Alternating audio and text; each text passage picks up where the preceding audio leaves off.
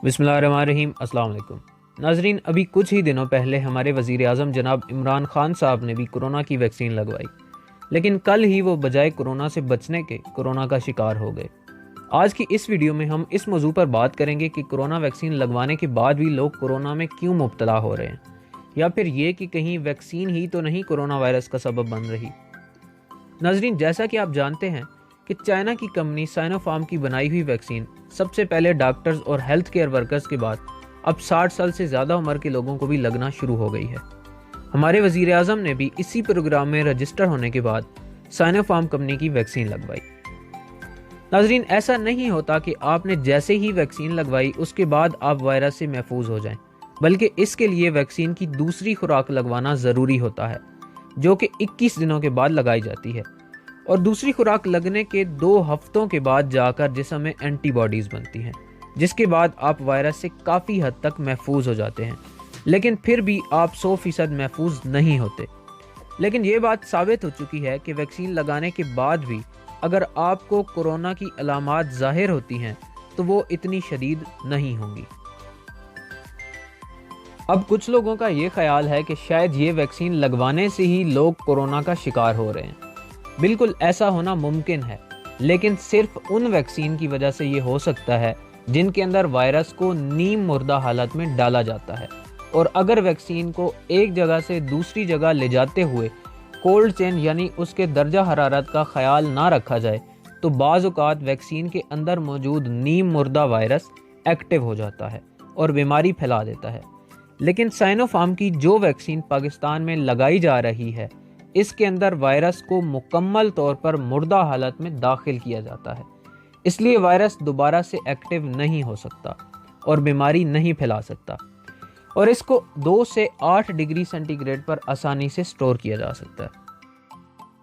चंद लोगों के वैक्सीन के बारे में ये सवालात थे कि इसकी वजह से कैंसर और एड्स जैसी बीमारियां हो सकती हैं, लेकिन इन बातों में कोई सच्चाई नहीं है, क्योंकि एड्स की बीमारी कोरोना वायरस से नहीं फैलती, बल्कि एड्स एक दूसरे वायरस HIV से फैलता है, और इसके फैलने के लिए ज़रूरी होता है कि या तो एड्स वाले मरीज़ का खून सेहतमंद बंदे को लगाया जाए, या उसकी इस्तेमाल शुदा सिरंज किसी ने इस्तेमाल की हो, या फिर एड्स वाले बंदे से जिनसी ताल्लुक़ कायम करने से भी एड्स हो सकता है, लेकिन वैक्सीन लगवाने से कतन एड्स नहीं हो सकता।